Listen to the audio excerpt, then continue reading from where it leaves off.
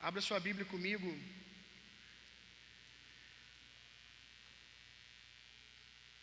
lá no livro de Mateus, capítulo 18. Enquanto você está abrindo, vou mostrar um negócio para vocês aqui.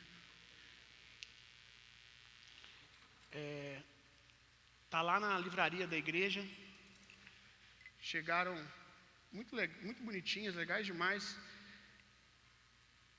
As squeezes da igreja, acho que é isso que fala mesmo. Tem ali para vender, garrafinha de água, pronto, não tem erro. Garrafa d'água. Ficaram muito clean, muito bonitinha, gostei demais. Você usar para malhar, usar para ter no carro, trazer para a igreja, para ficar evitando também você ir beber água toda hora. Você já chega na igreja, quem tem uma dessa é mais crente que os outros, porque significa que ele não vai ficar levantando na hora da palavra. Então compra uma dessa, que você já enche. E tem essa aqui também, nosso povo que gosta de café demais, né, gente? A nossa lanchonete ali tem um café expresso, nossa, maravilhoso. Café com avelã, você pode pedir para ela colocar aqui agora. Ó. Você traz a sua de casa, ficou muito bonita e é bem resistente. Um irmão também, o irmão Márcio, que é um discípulo abençoado, que hoje está morando em Belo Horizonte, está aqui hoje com uma mesa de material ali vendendo um livro e alguns, acho que, chaveiros, porque ele vai para uma missão, eu acho que é Moçambique, eu não tenho certeza agora, Angola, não sei se é Moçambique ou Angola. Ele vai para uma viagem missionária, precisa levantar recurso. Então, no final, se você pode, passa ali. Às vezes, o que você tem em mãos é o suficiente para você levar uma lembrancinha e ainda saber que você está fazendo missão. E vai estar ali no final do culto, passa ali e dá uma atenção ali. Vamos lá. Mateus capítulo 18, verso 18 ao 19. Eu quero ministrar algo com o tema a mesa da comunhão. A mesa da comunhão versus a mesa dos escarnecedores. Não se empolgue muito, nossa, que o tema é forte, né? Uau! Vai ser uma palavra daquelas de DVD. Eu já estou no pique de Gideões aqui, né? Já estou no pique. Eu já falei com o Caio. Cadê, Caio? Se não tiver o fundinho padrão... Meu Deus! Aleluia! Agora vai, irmão. Agora a gente entendeu o que estava faltando. Olha só, meu Deus. Irmãos, eu gosto demais. Já preguei muito com esse fundo, viu? Já preguei, irmão. Agora, uma vez eu fui pregar numa Assembleia de Deus mesmo. E aí, foi a primeira vez que alguém botou esse fundo, né? Eu fui pregar, irmão, na igreja de Assembleia, igreja menor de bairro, devia caber umas 150 pessoas só. Aí eu não era pastor, nem seminarista. Não, acho que era... Não era nem pastor nem seminarista. Estava me preparando para ir para o seminário. Aí me chamaram, eu meti um terno, que eu não sou bobo. Ternão top. Tem que respeitar os irmãos, a realidade que eles vivem, o que eles acreditam, né? Eu não quero que eles tenham dificuldade de ouvir o que eu vou pregar. Não estou indo lá para poder falar do que eu gosto, do que eu não gosto. Estou indo lá para servir. Aí botei um terno, meu irmão, botei o terno. O terno tinha até aquela partezinha de dentro. Tá ligado? Que assim, os botãozinhos. Aí fui, irmão. Botei o sapatão, aquele com brilho maneiro. Aí cheguei lá para pregar, cara, na hora que eu comecei a pregar, o irmão começou com esse fundo. Irmão, misericórdia, eu tenho certeza que era obra do diabo. Rapaz, foi seta do diabo que eu engoli. Eu comecei a ter uma crise de riso, eu não conseguia parar de rir enquanto o cara não parava de tocar o negócio, mano. E sabe que você começa assim, aí você segura. Não sei o que aconteceu, irmão, não me pergunte. Não acho que foi espiritual, foi coisa boa, não acho que foi crente o negócio. Mas o irmão, aí ele começava, na hora que dava subidinha, aí às vezes eu conseguia ir. Estava ali batendo um papo com a igreja, dando boa noite, né? Aí na hora que ele dava subidinha, não. Irmão, eu tive que virar pro cara e pedir para ele parar. Né? Irmão, toca outra música. Aí o problema foi que ele ficou tocando a música do Davi Sarce, uma das músicas do Davi Sarce o culto inteiro. Eu sabia a música, eu ficava pregando e cantando a música na cabeça. Aí depois eu preguei muitas vezes com esse fundo aí, eu falei, não, agora é uma questão de honra. agora eu tenho que conseguir. Esse fundo aí, meu irmão, se tocar ele, já era. Não vou nem tocar hoje pro culto não ir até 3 horas da tarde. Onde eu estava mesmo? Antes do Caio tocar Gideões ali. A mesa, o tema, né? Que eu falei para você não ficar muito empolgado, que o tema é forte e pensar que é uma pregação de DVD dos Gideões. É bem simples a mensagem, tá, irmão? É o tema, eu estou logo avisando que a pessoa cria muita expectativa, né? Que vai vir uma rema de outro mundo, talvez até venha para você. Mas é uma palavra muito simples. A mesa da comunhão versus a mesa dos escarnecedores. A vontade de Deus é que a ceia... Isso, Caio. A vontade de Deus é que a ceia não seja um rito na vida da igreja, mas a celebração de um estilo de vida. Como eu falei no início, celebração de uma cultura. Que aquilo que a gente está fazendo naturalmente aqui não é com o fermento da hipocrisia. O que seria vir para a ceia com pão, que o pão da ceia é sem fermento, com o pão com fermento da hipocrisia? É comer da ceia aqui, mas não comer ela espiritualmente. Não viver ela no dia a dia. É comer do pão natural e não discernir o corpo. Não entender a espiritualidade do corpo de Cristo no dia a dia. É engolir o pão natural, mas não ser capaz de engolir o pão espiritual. Qual que é o pão espiritual? Primeiro, Jesus é o pão da vida, mas ele tem um corpo. Esse pão tem um corpo na terra que se chama igreja. Então, comer do pão no dia a dia é comer da comunhão. E pão às vezes desce bem, às vezes não desce bem. Pão tem hora que é muito gostoso, desceu legal, pãozinho, delícia, maravilhoso. É quando você tem uma comunhão com o irmão que é bom, é gostoso, é fácil de engolir, não é aquele pão seco, aquele pãozinho fresquinho que quem já comprou um pãozinho na padaria que acabou de sair de uma padaria boa, não dá nem vontade de você passar manteiga. Você já vai comendo, se você tiver com fome, você já arranca ali do papel ali, já vai comendo para casa mesmo, quem mais? Isso é gula, tá? Tô zoando, né? Não, fica a paz. Pega o pãozinho, já vai comendo, porque tá tão gostoso o cheirinho, desce bem. Mas nem sempre o pão é assim. Às vezes o pão é mais duro, pão seco. Quem já comeu um pão seco sabe a importância de tomar o vinho depois, de tomar um suco de uva depois, meu irmão. Já ensinei isso aqui, por isso que a gente precisa do sangue, do vinho. A gente precisa do sangue de Jesus para engolir algumas pessoas, irmão, e para outros te engolirem também. Aí eu não quero conviver com o irmão. Não tem negócio de não quero. Por quê? Porque tem o sangue. Você tem uma aliança. Aliança é algo inquebrável. Não tem a ver com sentir bem. Aliança é igual casamento. Você não se mantém casado porque foi legal a semana com a sua esposa e na outra que não foi tão legal, que o negócio está meio, o clima está meio ruim, vocês estão discordando de alguma coisa, brigaram. Eu vou desistir do meu casamento. O que a gente fala lá? É na alegria, na tristeza, na saúde, na doença, na riqueza ou na pobreza? É uma aliança inquebrável. Isso é uma aliança de nível de homens, né? O casamento, dada por Deus, mas feita entre um homem e uma mulher. Imagina uma aliança com Deus. Ela é inquebrável. E você tem uma aliança com Deus, você fala assim, mas eu tenho aliança com Deus, Bill, eu tenho aliança com Deus. Com igreja é outra coisa. Então, eu não quero te desanimar não, mas não tem como. Não tem como você querer levar a cabeça de Jesus para casa. Ninguém pode esquartejar Jesus.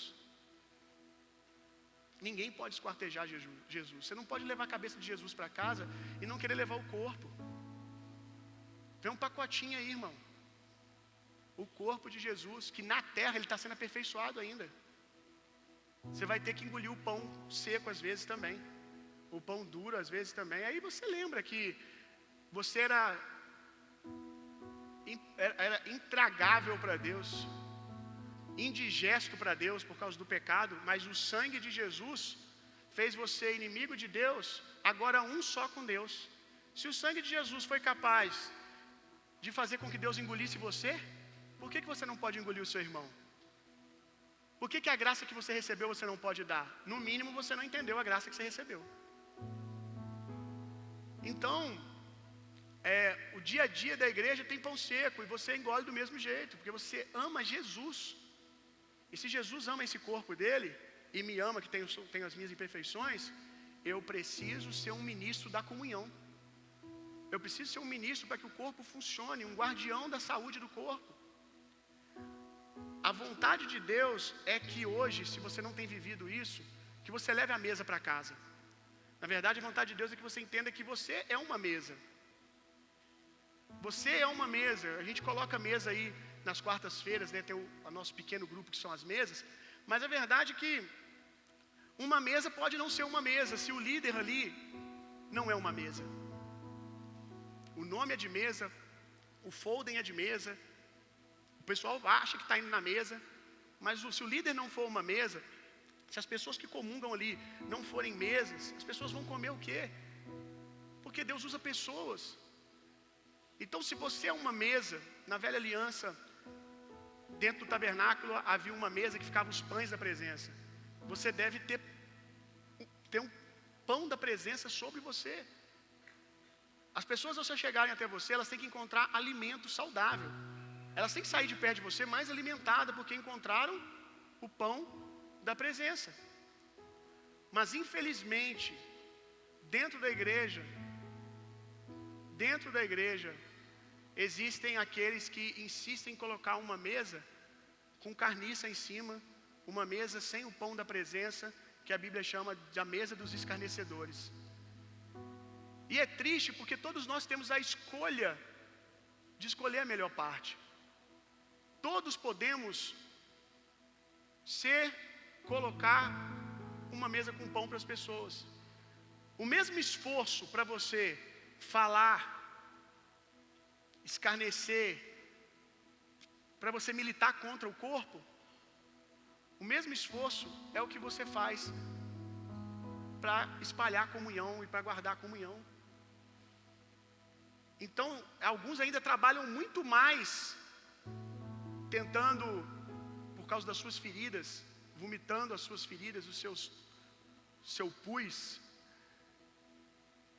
gastam muito mais esforço fazendo isso do que gastariam só se sentando na mesa e sendo ministro da comunhão.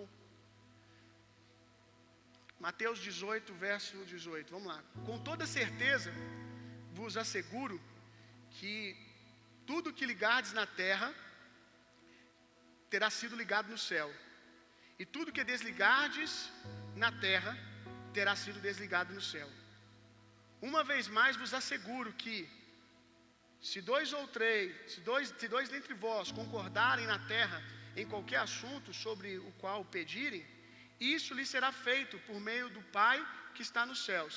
Agora, Salmo, abre sua Bíblia aí, Salmo, capítulo 1, verso 1. Nossa, eu decorei isso aqui quando eu era novo convertido.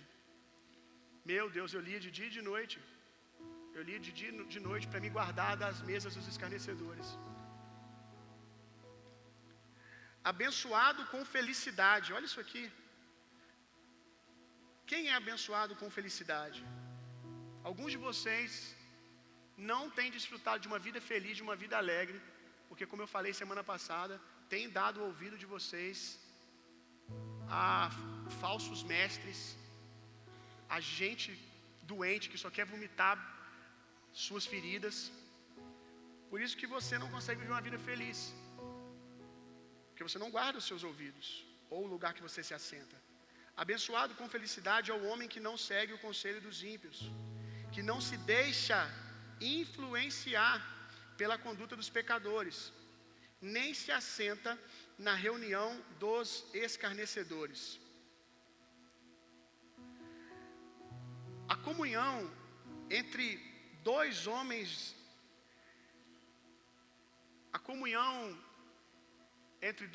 de Deus, ela pode tanto trazer o céu para a terra, quanto levar uma alma para o inferno. Vou dizer de novo. A comunhão entre dois homens de Deus podem tanto levar, na verdade, trazer o céu para a terra, porque aqui diz que tudo que esses dois homens, que esses dois falarem, será feito. Então Então eles podem trazer o céu para a terra, podem trabalhar junto com o céu, ou podem trabalhar com o diabo, trazendo morte no seu relacionamento. Como que você tem usado o seu tempo de comunhão? As mesas que você se assenta, o que tem sido colocado sobre a mesa, meu irmão? O tempo que você gasta com um irmão de ministério, no trabalho, ou até dentro da igreja, numa mesa, o pós-mesa ali, o que tem sido colocado sobre a mesa? O que você tem falado? Que tipo de coisa vocês falam? Se vocês gastam tempo falando da vida dos outros, com mexericos, com comentários tolos da vida dos outros, se você gastou 1 hora fazendo isso, você podia ter gastado 1 hora tentando descobrir o que no céu está feito, o que no céu foi dito amém, que Deus está procurando alguém para dizer amém na terra. Como que você vai ser o tipo de gente que Deus procura para liberar a sua vontade na terra, se a sua mente, ao invés de estar cheia das coisas do alto, a sua mente está cheia de demandas carnais da terra, do que os outros falou, do que o outro fez e deixou de fazer? A sua procura não é por alguém para ser um intercessor junto com você, é quando você vai esbarrar com um tal irmão da igreja que é bom de fofoca também, que é bom de fazer comentário também, ou que é bom de ouvir, para você botar suas feridas para fora. Tem gente que visivelmente fica procurando na igreja alguém, porque você vê que vai cutucando num, aí a pessoa não abre, procura outro para conversar. Aí recebeu um conselho maravilhoso, mas não foi o suficiente, porque ele não quer um conselho, ele não quer uma orientação, ele quer criticar. E aí procura até achar alguém que tem a mesma natureza, o mesmo espírito, e ali começa a se construir essa mesa dos escarnecedores. Procure um intercessor, irmão. Procure um homem de oração. Procure uma mulher de oração. Que as suas reuniões sejam sobre o que o céu está fazendo e o que ele quer fazer agora. A sua reunião precisa ser: qual tipo de reunião que houve no céu esses dias? O que foi decidido em cima? O que foi decidido no céu? Que nós precisamos entender para manifestar na terra. A palavra escarnecer, olha que forte o significado do grego da palavra escarnecer.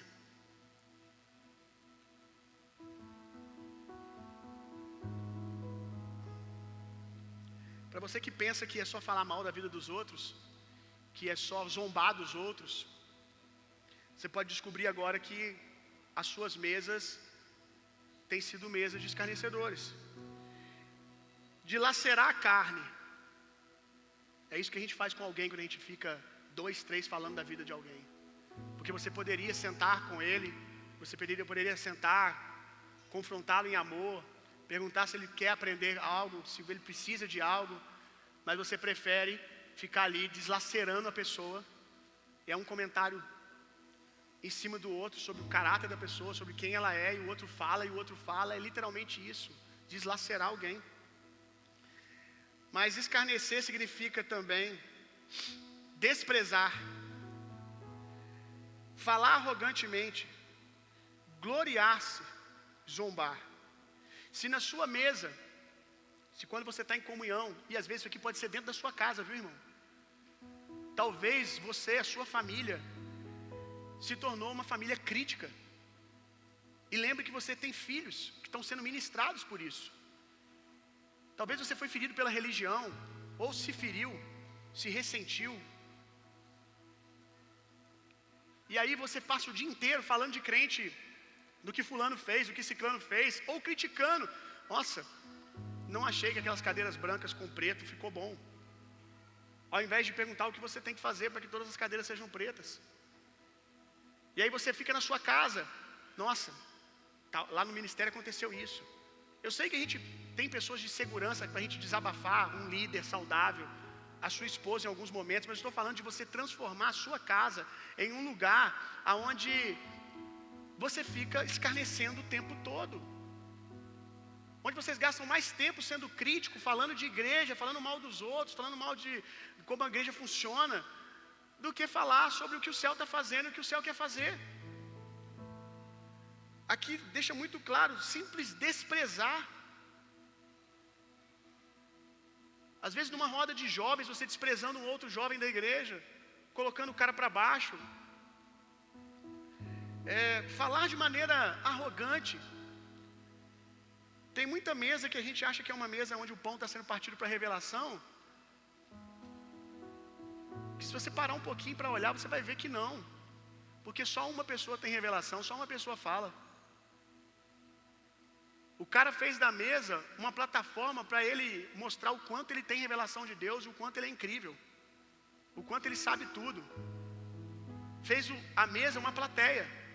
Não está mais disposto a aprender com ninguém, não está disposto a parar para ouvir. Até os pequeninos, novos convertidos, têm coisa para te ensinar que você esqueceu, coisas que você nunca viu em Deus. Mas você precisa fazer da sua mesa um lugar da presença, não um lugar da arrogância, do orgulho. Gloriar-se, né? Uma mesa onde o foco dela é mostrar o quanto você sabe, o quanto você é um grande líder, e não é a edificação do outro. Se o que você vai ensinar o outro não está pronto para aprender, meu irmão, não é hora de ensinar. Jesus tinha esse tato. O fim proveitoso é a edificação do outro, não é você se sentir espiritual porque pregou, porque ensinou uma revelação, que o outro não entendeu nada, ou talvez ainda trouxe condenação sobre ele, porque ele não consegue responder, mas ouviu. Jesus falava por parábolas por amor. E ele dizia o porquê que eu falo, para que eles não entendam. E para que aqueles que têm condições de entender, eles se entendam. Por que amor nisso? Porque aquele que muito é dado, é cobrado. Quando o conhecimento chega, você tem que responder. Senão você entra num lugar de condenação. Então Jesus falava por parábolas. Vivia o constrangimento das pessoas ficarem ali com fofoquinha, dizendo, não dá para entender nada que esse cara fala. E ele não se ofendia por isso, porque o fim proveitoso para ele era edificação. Quantas vezes ele virou para os seus discípulos sobre isso? Eu não vou falar para vocês agora, porque agora vocês não vão entender. Falta essa humildade para a gente botar o pão da presença na mesa. A humildade de entender que a pessoa não está pronta para aquele nível de revelação, que ela não está pronta nem para aquele nível de cobrança. Você quer corrigir o telhado da casa, mas nem o fundamento está pronto. Se você quer corrigir coisas pequenas no discipulado, quando coisas grandes ainda precisam ser trabalhadas, você está gastando tempo na direção errada. E você está gastando em coisas que a pessoa não está pronta para responder. Porque ela vai estar pronta depois dos fundamentos serem colocados. Então a gente precisa dessa humildade, se a gente quiser o pão da presença na nossa mesa. A humildade de deixar a revelação fluir, a revelação reinar. Ao invés de eu tenho que falar, eu tenho que ensinar alguma coisa, eu tenho que contar um testemunho, eu.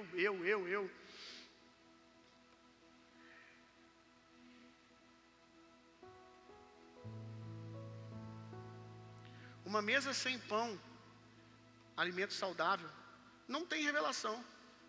Não é o lugar onde Deus procura para revelar coisas grandes. Só ressaltando o que eu falei até aqui. Mentes ocupadas com coisas pequenas não podem entender coisas grandes. Abra sua Bíblia comigo em Provérbios 6:19.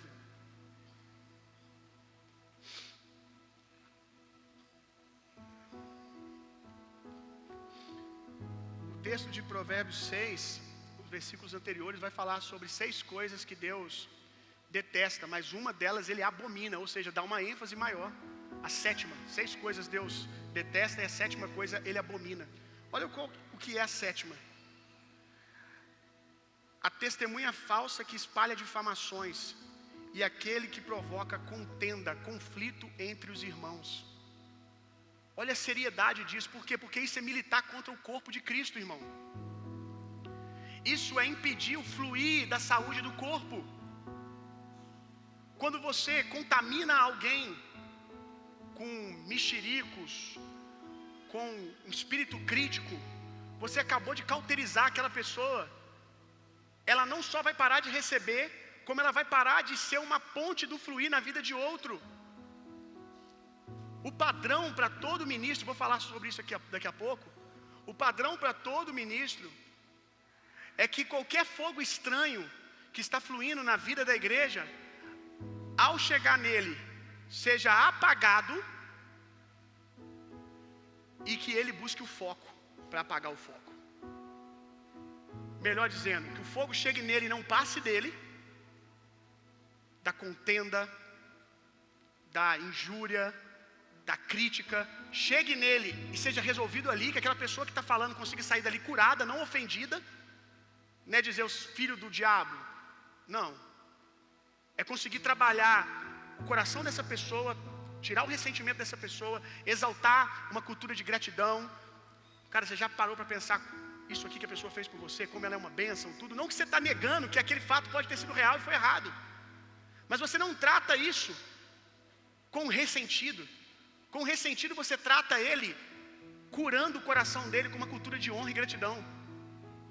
Você guarda a nudez do seu irmão que pecou, que talvez tenha pecado contra ele. Você guarda a nudez do seu irmão. Você não expõe. O cara chega como o filho de Noé: o pai está pelado lá, que engraçado. Os outros irmãos foram e cobriram, não celebraram aquilo. Então alguém chegou e te apresentou a nudez de alguém, veste aquela pessoa com honra. Mas irmão, ele é uma bênção, já fez isso por mim, já fez isso por você. Guarda o seu coração na gratidão. Olha para isso, olha para aquilo. Tentar de N maneiras tirar o foco da pessoa do ressentimento e guardar a cultura de gratidão e honra na vida da igreja. Aí o líder, ele impede o incêndio de continuar, mas ele também não vai deixar o fogo queimando para trás, não. Ele impede o incêndio de continuar, não passa dele. E agora ele vai seguir no foco, e ele vai lá no foco. Se ele precisar que é um líder, sobre ele, é um outro líder da igreja, leve testemunha, leva um outro líder, leva o pastor. Vamos conversar sobre isso aqui. Aconteceu? Não aconteceu? Tudo isso sem nudez, irmão. Mas hoje, as pessoas gostam de expor as outras. Primeiro motivo, senso de justiça exaltado demais. A justiça tem que ser do jeito dele. Segunda coisa,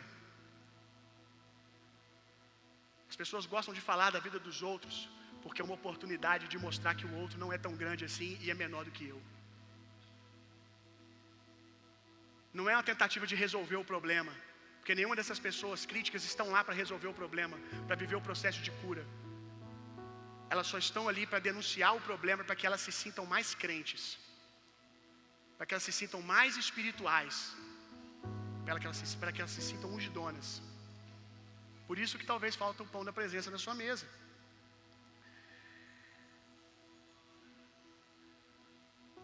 Preste atenção nisso aqui. Um ministro precisa conhecer. Ministros aqui, aqueles que já ministram na vida de alguém. Às vezes você não é líder de mesa, às vezes você não é líder de ministério, mas você tem alguma liderança na vida de alguém que você está trazendo para a caminhada na fé, que você está discipulando seus pais em casa. Um ministro, aquele que trabalha para Deus, precisa conhecer. Preste atenção nisso. Conhecer. Precisa entender o peso das suas palavras. As palavras de um ministro podem ser uma sentença de morte para alguém, e até o ponto zero de uma pandemia no corpo. Ponto zero é o primeiro infectado que infecta todo mundo. Porque a palavra de um ministro, e agora quanto mais autoridade tiver, mais peso tem essa palavra, mais força essa palavra tem, porque mais as pessoas absorvem por causa do lugar que você está, da influência que você tem, do quanto o coração delas é seu. Então, quanto mais autoridade você tiver, quanto mais você crescer em autoridade, em demandas na vida das pessoas, na vida da igreja, mais você tem que ser polido nas suas palavras. Mais você tem que entender que o peso da sua palavra está aumentando. Que o nível de sentença da sua palavra está aumentando. As pessoas não recebem do mesmo jeito mais como recebia quando você era um novo convertido. Você é alguém que tem peso. Você tem peso. Peso também fala de força. Você tem força, você tem peso. Guarde isso aqui. Você é um boi forte. Você é o boi mais forte da canga. Então você pode levantar a canga, você pode levantar a carroça nas suas costas e dar leveza para o novo convertido. Mas se você também é o boi forte, você é o boi mais pesado. Você também pode matar um novo convertido com a sua força, descendo de uma vez só e entregando coisas para ele que ele não pode carregar. Quantos estão entendendo aqui?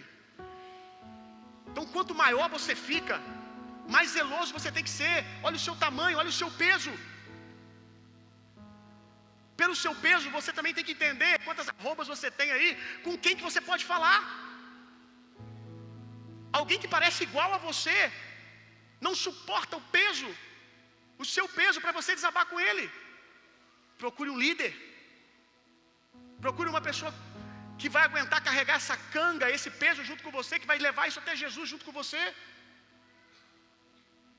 Porque de repente, ainda que na intenção de desabafar, discipuladores que às vezes cometem esse erro com discípulos. Uma coisa é você ser um cara vulnerável diante do seu discípulo, para que ele veja que você não é um cara perfeito, de que você também precisa da graça de Deus, e que aí ele vai ver que eu também posso alcançar. Se ele é esse grande homem de Deus e às vezes comete erros, deslizes, precisa de graça, então eu posso alcançar também.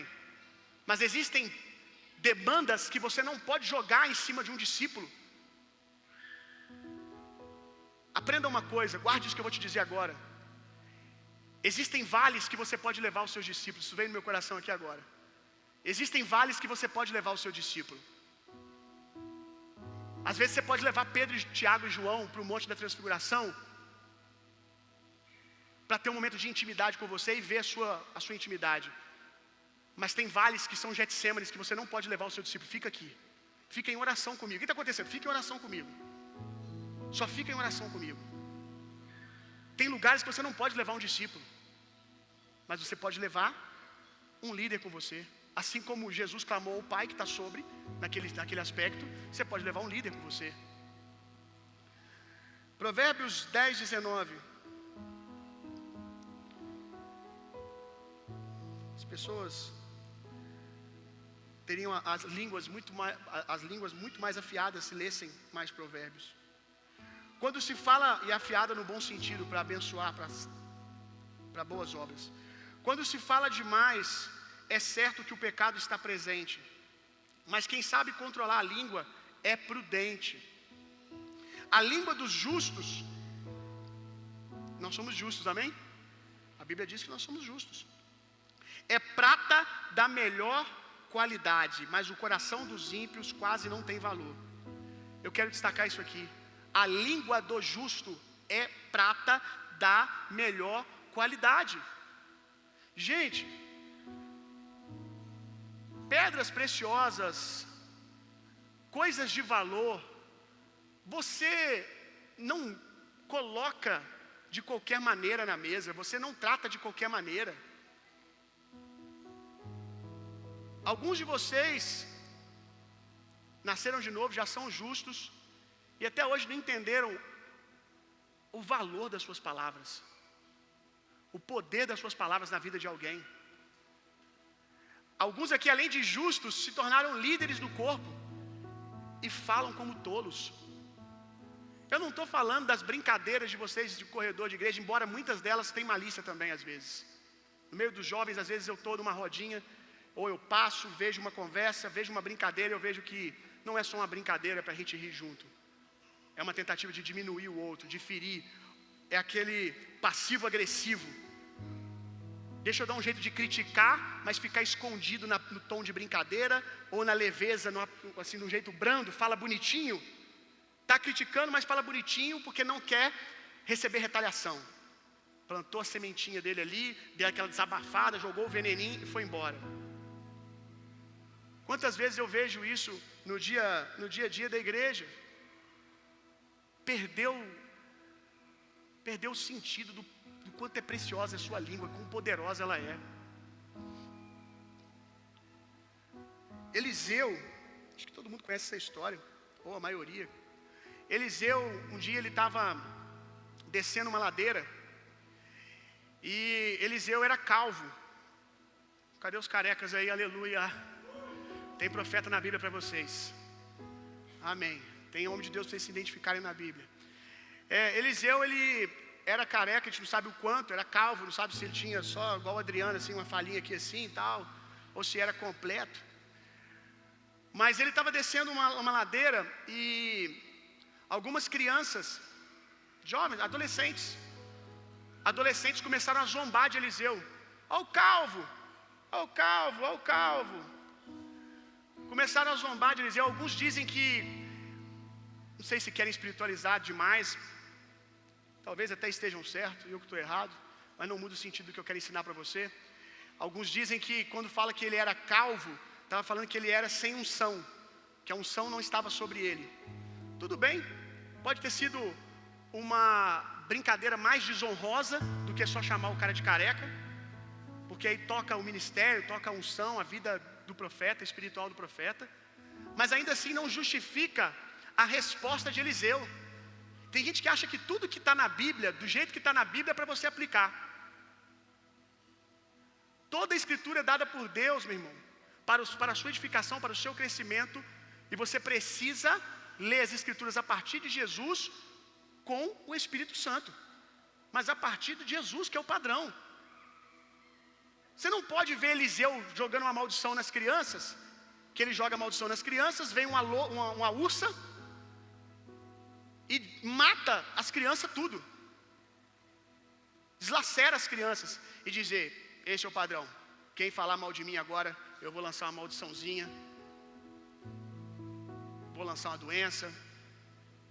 O jeito que eu estou falando aqui parece brincadeira, mas isso acontece, porque as pessoas,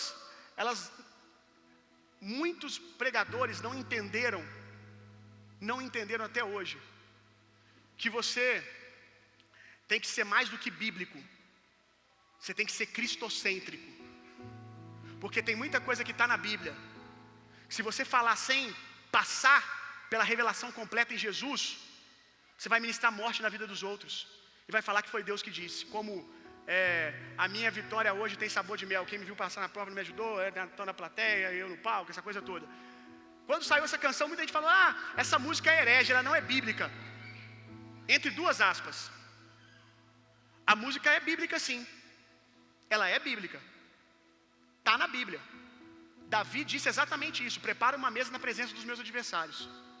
Ele estava falando exatamente isso: deixa minha mesa cheia de comida, quem é meu adversário, quem me viu passar na prova, agora vai ter que me ver comendo. Exatamente isso, ela só poetizou, romantizou a letra, o texto. Mas está na Bíblia, é bíblico, mas não é cristocêntrico. Porque se nós vamos para Jesus, Jesus nos leva a um nível mais alto. Jesus nos ensina que os nossos inimigos nós temos que servi-los. Então a gente pega esse mesmo texto e vai para qual entendimento? A partir de Jesus, o que Davi disse foi o que a moça cantou. Mas esse era o nível que ele estava, é o que ele podia dar. Ele não tinha o nível de revelação que nós temos, porque ele não tinha Jesus. A profecia, a promessa não tinha se cumprido. Agora eu vou para esse texto e eu faço o quê? Preparo uma mesa na presença dos meus adversários. De fato Deus prepara mesmo. A parte de Deus ele vai fazer, ele vai preparar uma mesa diante de todos os seus adversários para você. Agora, o que Deus espera? Que você faça como Davi ou que você faça como Jesus?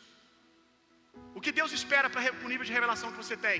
Que você puxe a cadeira, foi feita para você, de fato Deus fez para você. Mas aqui que está o truque, aqui que está a jogada. Deus fez para você, mas Ele espera algo mais de você. Deus espera que a mesa que Ele deu para você, que as promessas que foram cumpridas na sua vida, você puxa a cadeira e fala: era para mim comer, mas eu quero dar prioridade para você. Vem cá, meu inimigo, eu quero te servir. Isso é ser cristocêntrico. Então, o profeta vai, envia uma praga, uma maldição, porque o peso, é isso que eu estou querendo dizer, o peso da palavra de um homem de Deus. Eu não tenho dúvida, eu não sei se Eliseu teve que ter uma conversa com Deus sobre isso, se ele foi exortado por Deus na eternidade sobre isso. Agora eu tenho certeza que qualquer um que faz isso hoje será duramente confrontado por Deus no dia do juízo. Por que talvez Eliseu não? Eliseu não posso confirmar, porque cada um anda no nível de revelação que tem. O nível de conhecimento que ele tinha era um. Se ele não tinha entendimento, como é que vai ser cobrado? Agora nós temos. Nós temos o entendimento que a nossa boca como ministro de Deus é para trazer saúde espiritual, para trazer bênção na vida das pessoas, não maldição. Então, com esse entendimento, alguém que pode ser pastor, profeta, apóstolo, quem for, que tem esse tipo de postura, ainda que aconteça na vida do outro, e muitas vezes acontece porque o outro, não é porque Deus faz, porque Deus não faz, mas aprenda uma coisa, tome muito cuidado, porque o diabo tem ouvido, e ele precisa de obra-prima para trabalhar, de matéria-prima. Cuidado com as orações que você faz, porque orações como essa, Deus pesa a mão na vida de fulano, Deus bota fulano no leito, Deus faz isso, amaldiçoa fulano. Aconteceu, eu sou profeta de Deus, Deus me ouviu. Cuidado, porque quem pode ter respondido a sua oração é o diabo, porque quem veio matar, roubar e destruir é ele. Cuidado, porque muitas orações que você tem feito, muitas das coisas que você tem falado dos outros, que depois se cumpre, você fala, lá, como é que eu sou homem de Deus? Pode ser que a sua palavra foi a ferramenta que o diabo usou para machucar a vida daquela pessoa. Muitas vezes, porque o outro é imaturo na fé, porque se for maduro, maldição não se cumpre sem causa. Se for maduro, pode falar o que quiser, meu irmão. Se for maduro, experimentado na palavra, pode ser o bispo, o apóstolo, quarta pessoa da trindade. O que falar não vai pegar, porque você não crê naquilo. Maldição não se cumpre sem causa. Mas muitas vezes, quem está ouvindo é um pequenino na fé, ou tem um grande respeito por aquela pessoa que está falando, que é um líder. Então, por mais que ele tente rejeitar aquilo, pega. O cara sai dali, nossa, minha vida agora nunca mais vai romper. Quantos aqui chegaram na igreja precisando de oração, de renovação de mente? Bill, cara, nada na minha vida funcionou mais, porque o pastor falou comigo que quando eu troquei de igreja, que eu estava o traindo, que eu nunca mais ia romper, que nada na minha vida ia fluir. Eu tenho que sentar 1 hora para conversar para renovação de mente e orar e falar assim, cara, isso não tem mais poder sobre a sua vida, só teve porque você recebeu. Porque as pessoas olham para nós no lugar de autoridade que nós estamos, gente, e elas vão abrindo cada vez mais os seus corações. Então a gente tem que ter muito zelo, muito zelo. Eliseu matou jovens porque não teve temor com o peso das suas palavras. Quem trabalha com a boca deve ter ela sempre afiada, meu irmão. Tem muito líder de mesa, de ministério, líder aí na empresa que você trabalha, gerente, cuida de 2, 3 pessoas, que as suas palavras, por mais que o que você está ensinando é certo, por mais que o que você está falando é correto, as pessoas não recebem porque a sua faca está cega. Perdeu o corte. Sabe quando perdeu o corte? Quando você usou a faca para coisa errada. Quem aqui entende de churrasco, com certeza tem aquela faca. Cadê o Guilherme? Os Guilhermes, né? A dupla de Guilherme aqui da igreja é churrasqueiro. Eles têm com certeza uma faca deles lá que... meu irmão, se a mulher pegar para poder cortar um pão. Não! Mas ela corta carne, então, é para carne. Tem faca que é só para legume. Tem faca que é só para... Tem material que é para cortar madeira. Se você for cortar metal, ele vai ficar cego.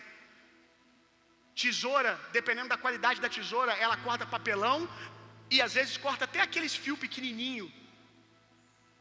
Os fiozinhos de metal ela corta. Mas quanto tempo ela vai continuar cortando? Fazendo um trabalho que não é o dela. Ela vai perdendo o fio. Líderes que vão perdendo a autoridade, que vão perdendo a credibilidade, porque vão usando a sua boca de maneira errada. Aí as pessoas vão perdendo o respeito.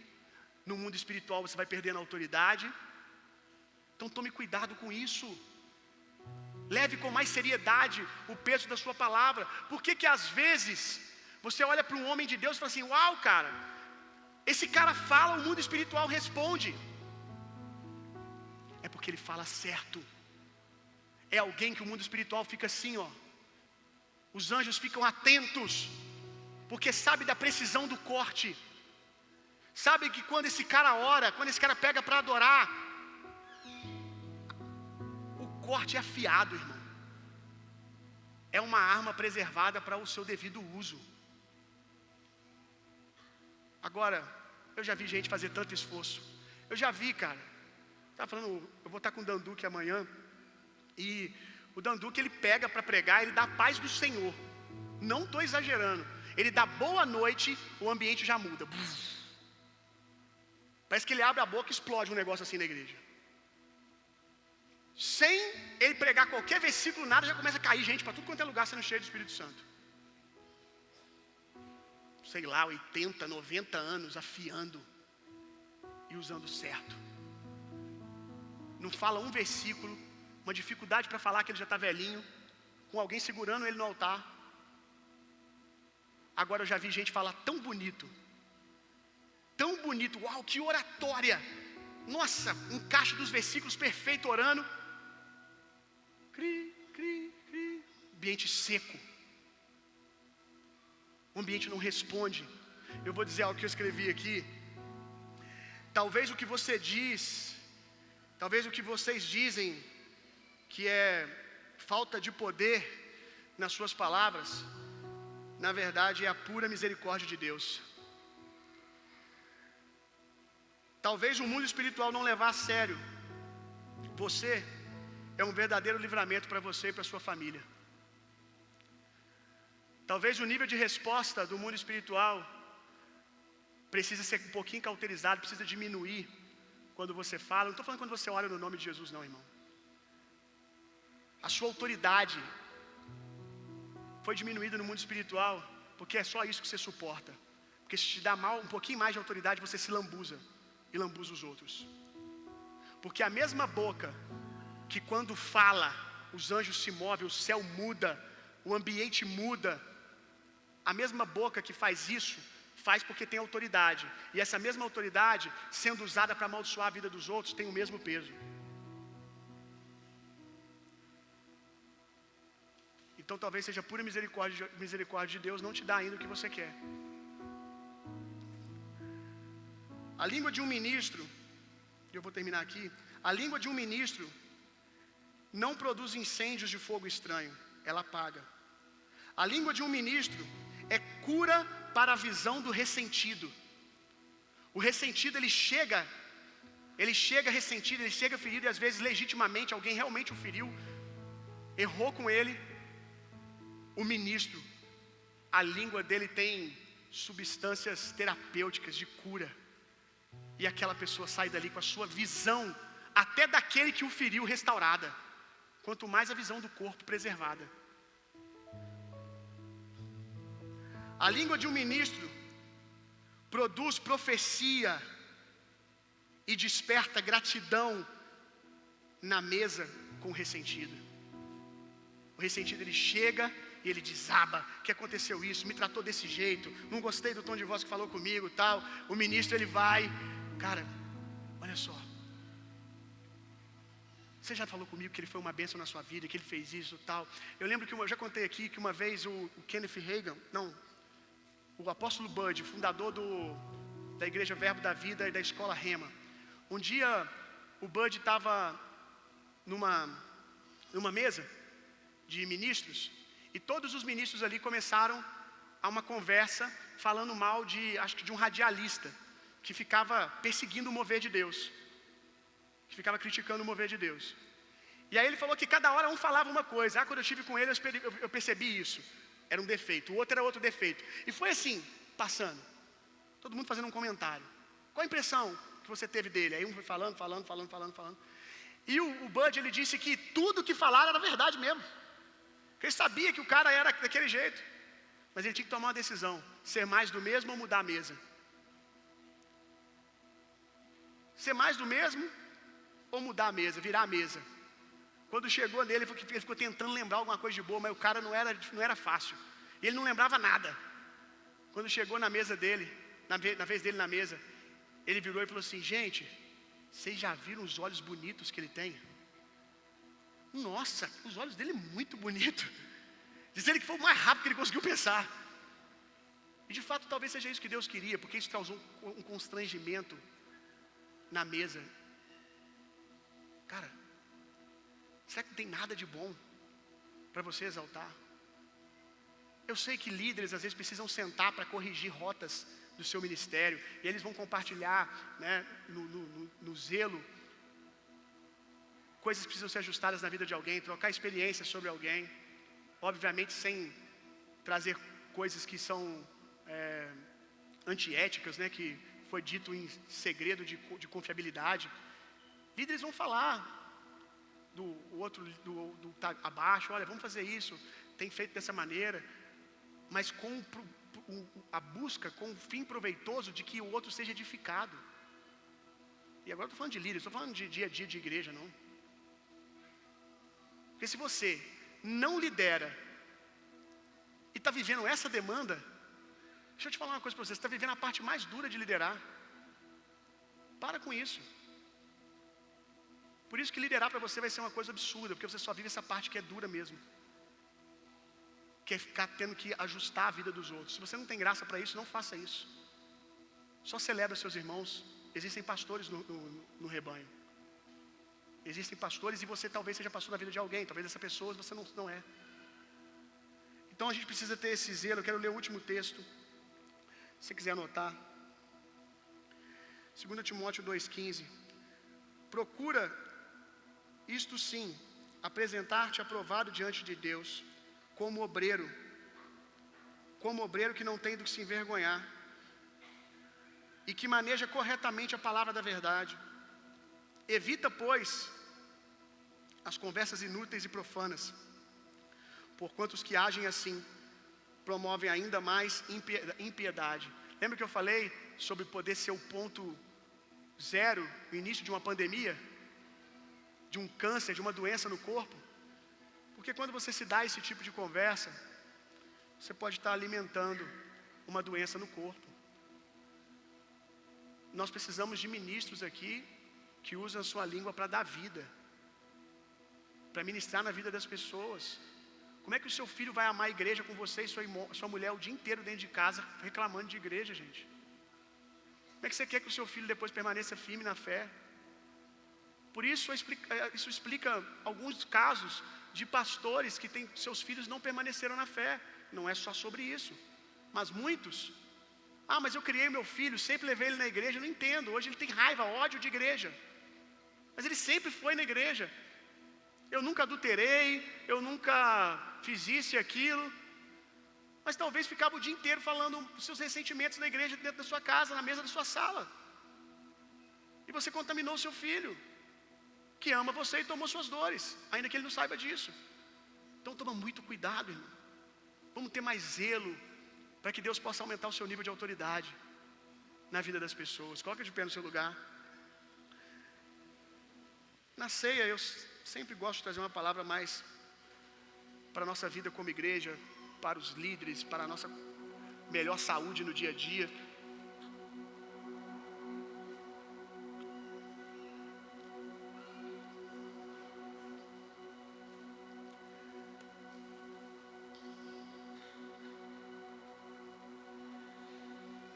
Aleluia.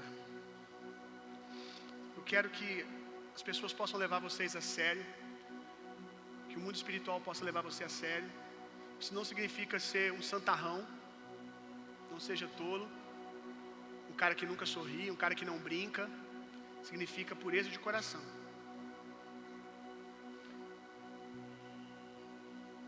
Não é sobre mudar hábitos sem mudar o coração.